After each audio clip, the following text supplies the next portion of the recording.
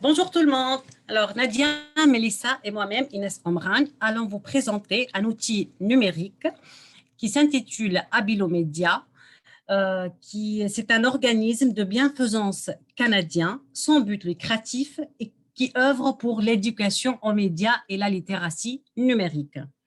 Il a pour objectif de veiller à ce que les enfants et les adolescents développent une pensée critique qui leur permette d'utiliser les médias à titre de citoyens numériques actifs et éclairés. Abilomédia fait preuve aussi de leadership en promouvant la littératie médiatique et numérique dans les écoles canadiennes, dans les foyers et aussi dans les communautés. Ce site était anciennement connu sous le nom de Réseau Éducation Média et depuis 2012, il a changé le mot éducation par Abilo parce que l'expression décrit l'essentiel de son travail qui est de développer les habiletés nécessaires pour aborder les médias avec un esprit critique. En fait, ce site, il développe et fournit des ressources canadiennes de qualité fondées sur la littératie médiatique et numérique. Comme ici, vous trouvez donc toutes des ressources, ce sont des ressources canadiennes pour la littératie numérique et médiatique. Donc, vous trouvez ici les principes fondamentaux de la littératie numérique et de l'éducation aux médias, Internet et mobile, télévision, cinéma, jeux vidéo et musique.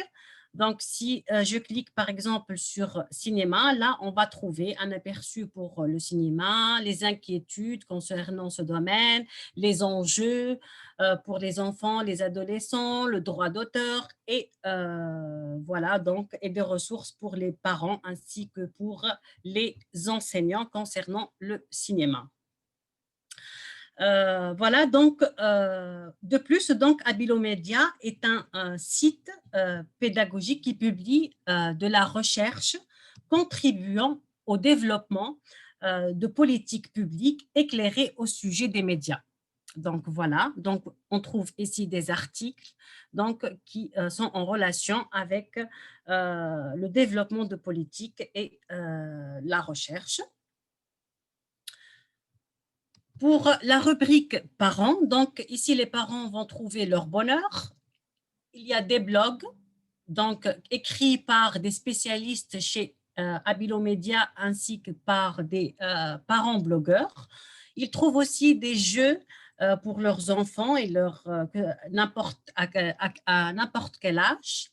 Il y a aussi des fiches conseils qui couvrent une gamme de sujets et qui aident les parents à aider leurs enfants.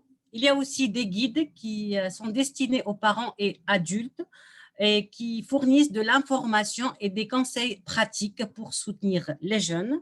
Et aussi, on trouve des tutoriels, ateliers et vidéos qui aident, que ce soit les parents ou les élèves, à apprendre encore plus sur la littératie numérique et l'éducation aux médias.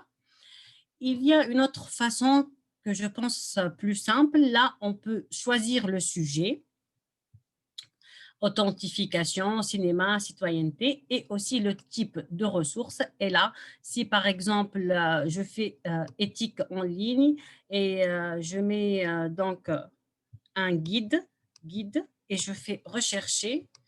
Donc, et là, donc, ça vient donc tous les guides qui parlent donc de l'éthique en ligne.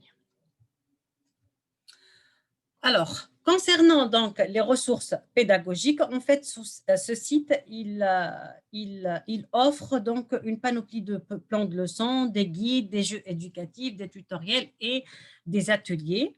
Donc, on trouve ici, par exemple, pour les ressources pédagogiques, si je clique sur « Trouver des leçons et ressources », donc, il y a la partie de gauche, donc on sélectionne l'année.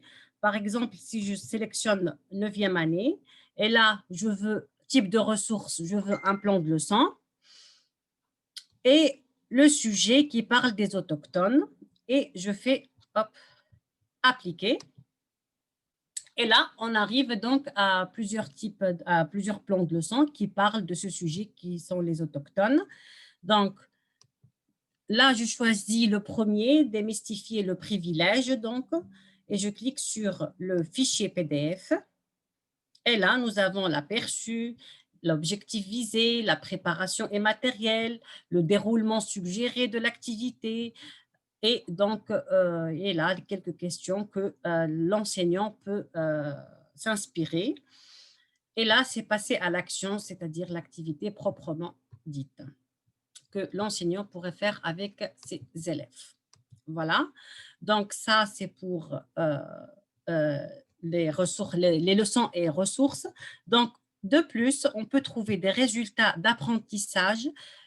Donc, là, on choisit l'Ontario, notre province, donc l'Ontario.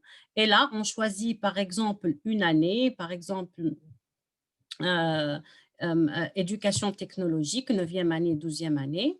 Et là, technologie des communications, je clique et là, on trouve donc les attentes et les contenus d'apprentissage qui sont bien sûr reliés donc, au curriculum de l'Ontario.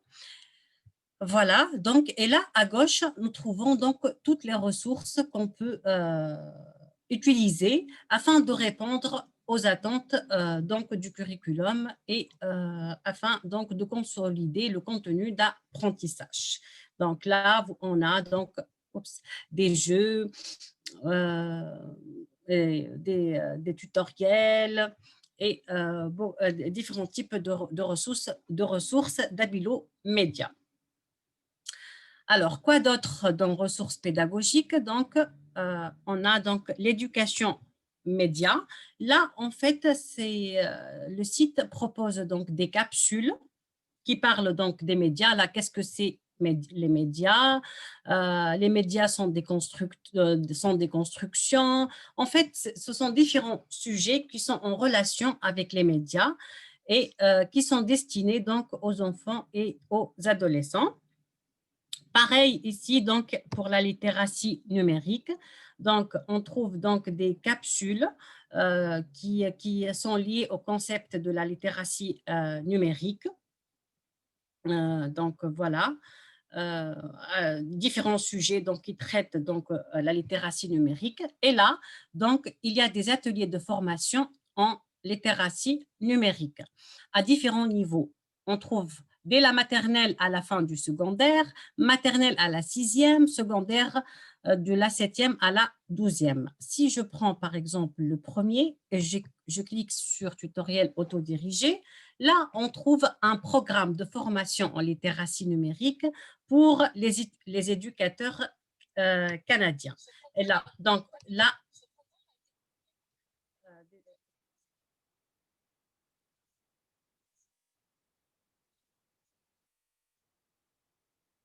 donc voilà, donc c'est 41 minutes. Donc vous pouvez bien sûr défiler ici et choisir donc le contenu que vous voulez ou bien écouter toute la formation.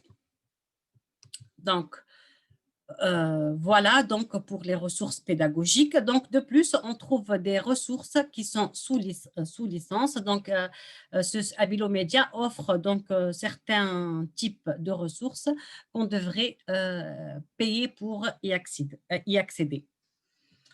Voilà, donc le site donc, offre aussi un blog donc, qui présente des articles écrits par les spécialistes d'Abilo Média ou bien des parents blogueurs et qui traitent différents sujets, que ce soit sur l'éducation aux médias, la création simplifiée de médias en classe. En fait, ce sont différents sujets qui sont très intéressants aux différents utilisateurs, que ce soit les enseignants, les parents, les enfants. Et là aussi, on trouve les catégories, donc autochtones, publicité d'alcool, authentification de l'information. Et aussi, on trouve archives du blog, voilà, donc depuis plusieurs années, voilà, donc là, depuis 2008. Voilà, donc depuis 2008 jusqu'à 2020. Et au final, donc, il y a la rubrique Impliquez-vous. En fait, chaque utilisateur, il peut devenir soit un donateur, un commanditaire ou un bénévole. Voilà, donc maintenant, je passe la parole à Nadia afin de vous présenter donc les 5 critères qu'on a choisis pour évaluer notre outil numérique Abilomédia. Voilà. Merci Inès. Bonjour tout le monde. Donc, moi, je vais vous présenter les critères que nous avons décidé de sélectionner afin de faire une évaluation pour notre outil numérique. Le premier critère, c'est l'éthique, parce que pour nous, l'outil doit être conforme au règlement général sur la protection des données. Notre deuxième critère, c'est vraiment est-ce que notre outil répond aux besoins des utilisateurs, entre autres les élèves et parents, parce qu'on pense que l'outil doit avoir un intérêt d'apprentissage qui doit être flexible et s'adapte à la diversité des besoins des élèves. Aussi, il doit offrir des activités et des jeux qui peuvent être adaptés aux élèves ayant de la difficulté. Notre troisième critère, c'est vraiment voir est-ce que l'outil répond aux besoins des professionnels, comme les écoles, les collèges, les universités, la direction, etc. Parce qu'il doit avoir l'intérêt pédagogique pour la pratique du métier d'enseignant. Aussi, l'outil doit favoriser les interactions entre le personnel, qui est les enseignants, les parents, les élèves, etc. Et il doit répondre aux attentes et aux objectifs pédagogiques. Notre quatrième critère, c'est vraiment le coût. Donc, pour nous, c'est nécessaire de vérifier si toutes les ressources que Abilomédia sont gratuits pour tous les usagers, comme les élèves, les responsables des centres communautaires, des bibliothèques, des écoles, etc. Et finalement, notre cinquième critère, c'est vraiment la tendance. Est-ce que cet outil-là est vraiment facile à utiliser et qu'on le fait de façon très intuitive? Donc, notre choix des critères a été basé sur 3 références. La première référence que nous avons consultée, c'est vraiment NUMI 64. Là, si on va voir, donc ça vraiment les principes critères qui peuvent être vraiment mis en évidence pour vérifier qu'un outil est bien utilisé et qu'il est recommandé. C'est vraiment la gratuité, la conformité et l'intérêt pédagogique.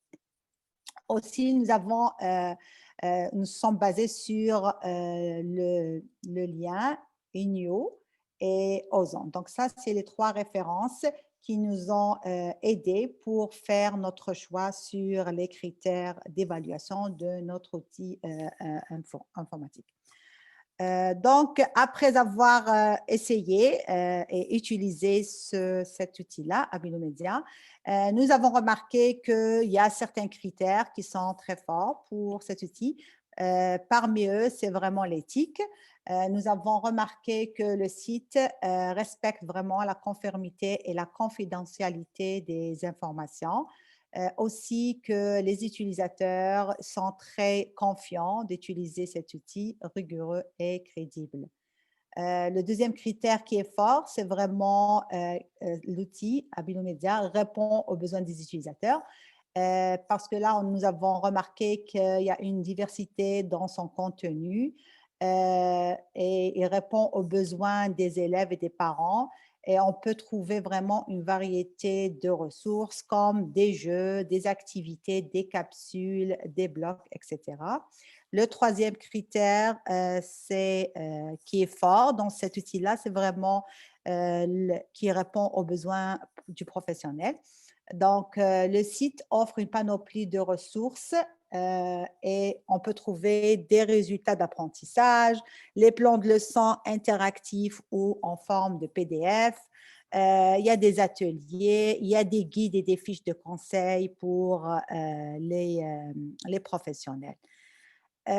Donc, ça, nous avons on peut renforcer notre choix que c'est des critères forts, vu que Abilomédia Ça fait 20 ans qu'il est en activité et il a reçu une panoplie de prix comme le prix de meilleur site web éducatif ou bien le prix de l'excellence dans la production et la conception pédagogique. Par contre, nous avons remarqué qu'il y a 2 critères qui sont faibles parmi eux, c'est le coût. Donc, bien que la plupart des sites et des ressources qui donnent sont gratuits, mais on a des ressources qui sont sous licence et qu'on doit débourser certaines sommes d'argent, ou bien des ressources qui sont vraiment commanditées par une tierce organisation, par exemple, financées par Bell ou bien par le gouvernement. Donc, il y a certaines ressources qui ne sont pas accessibles. On peut prendre un exemple pour cette activité-là, une journée dans la vie de Joé et José, 6e à 8e année. Et là, si on va défiler un peu, on va trouver qu'il y a les tarifs pour l'utilisation de cette activité-là. Donc, ces tarifs-là diffèrent du fait que c'est des écoles privées, comme par exemple, c'est 314 $ sans taxe, et pour acheter la licence, ou bien ça peut aller, par exemple, pour un collège à 575 $. Donc, vraiment, il y a quelques ressources où on doit dépenser de l'argent et acheter les licences. Le deuxième critère qu'on a trouvé qu'il était un peu faible pour Abilomedia, c'est vraiment la tendance. Donc, notre outil n'était pas facile d'utiliser. Donc, bien que nous avons décortiqué cet outil technologique, mais il nous a fallu beaucoup de persévérance et de temps pour aller chercher tous les liens et arriver à notre but. Donc, nous avons pensé aux utilisateurs parce que cet outil-là, il est mis à la disposition des parents et des centres communautaires, aux bibliothèques, etc. Donc, pour les personnes qui n'ont jamais utilisé ou ne sont pas très habiles avec les outils et les plateformes informatiques, c'est un peu difficile. Donc, ça ne vient pas intuitivement. Donc, son utilisation est plus ou moins difficile pour ces personnes-là. Je vais céder la parole à ma collègue Mélissa qui va expliquer le lien avec notre cours. Merci beaucoup, Nadia. Bonjour tout le monde. Alors, moi, je vais continuer avec la question, c'est d'ajouter le lien avec au moins 2 contenus du cours. Et donc, j'ai choisi des liens avec les contenus de notre cours Impact des technologies, des communications et de l'information en éducation. Le premier lien que j'ai fait était surtout avec les compétences du 21e siècle. Alors, si je partage mon écran, là, je voudrais dire que le 21e siècle, la communication fait non seulement référence à la capacité de bien communiquer de vive voix, par écrit et avec divers outils numériques, mais aussi aux aptitudes à l'écoute. Dans de nombreux cadres, le concept de communication englobe la culture numérique et informatique. Les outils et les ressources numériques représentent un nouveau domaine de l'interaction des communications dans lequel la capacité de naviguer est primordiale pour réussir au XXIe siècle. Chaque outil a sa propre rhétorique. Comme Inès nous l'avait démontré au début de la présentation, Abilomedia est un site web et offre des liens à plusieurs formes de rhétorique, telles que le blog, les jeux éducatifs qui peuvent se trouver dans les ressources pédagogiques, sur la littératie numérique en ligne. Il y a beaucoup de documents à consulter pour les parents, pour les élèves et pour les enseignants. Donc, plein d'informations à trouver. Donc, l'enjeu n'est pas seulement de bien utiliser cet outil de communication au XXIe siècle, mais aussi de maîtriser ses nombreuses formes de rhétorique. Le deuxième lien que j'ai fait, c'était avec le code de conduite de l'enseignant, notamment la confidentialité et l'éthique. L'outil informe l'enseignant sur comment utiliser les moyens de communication électronique et les médias sociaux de manière professionnelle, tout en respectant les normes déontologiques d'un enseignant. Le troisième lien que j'ai fait était avec la littératie et la citoyenneté numérique, notamment savoir s'assurer de sa sécurité et de gérer les risques existants dans le monde numérique, aussi bien pour l'enseignant que pour l'élève. Alors, il y a une ressource dans Abilomédia qui s'appelle justement Enjeux numériques. Donc, vous pouvez le trouver dans littératie numérique et éducation aux médias ici. Et là, vous avez Enjeux numériques. Et ici, vous aurez toutes les ressources qui concernent cela. Donc, la citoyenneté numérique s'inspire largement du civisme au sens traditionnel du terme, tout en insistant sur l'importance de comprendre et d'utiliser intelligemment les médias numériques afin de pouvoir participer activement à la vie de notre société moderne. Abilomédia offre des ressources concernant les enjeux des médias, leurs influences sur nos vies, nos valeurs et la consommation de biens matériaux, ainsi que sur la représentation et la diversité. La prochaine question, c'était de continuer en donnant au moins 2 suggestions d'intégration pédagogique. J'ai choisi des suggestions pour les matières en éducation technologique et en arts médiatiques. Alors, si on va dans ressources pédagogiques, et dans résultats d'apprentissage en éducation aux médias et littératie numérique par province et territoire, on ira trouver notre province, l'Ontario. Et là, on aura plein de ressources sur comment intégrer ce site web et les ressources qu'offre le site web avec les matières qu'on enseigne dans notre province. Donc, en éducation technologique, cet outil aidera l'élève à développer des habiletés en recherche et à soutenir l'acquisition de compétences en littératie et en numératie. Elle encourage aussi la créativité, la pensée critique et la résolution de problèmes. De plus, elle familiarise l'élève aux grands enjeux planétaires d'ordre économique, social et environnemental sur le plan virtuel, là où le préparant ainsi à assumer ses responsabilités de façon éthique. En art médiatique, l'élève sera en mesure de démontrer des comportements éthiques dans le travail de recherche et en cas de reproduction ou d'imitation d'œuvres d'art médiatique, par exemple le respect de la propriété intellectuelle d'une œuvre en déclarant les aspects empruntés ou l'approbation d'une personne avant de la photographier ou de la filmer.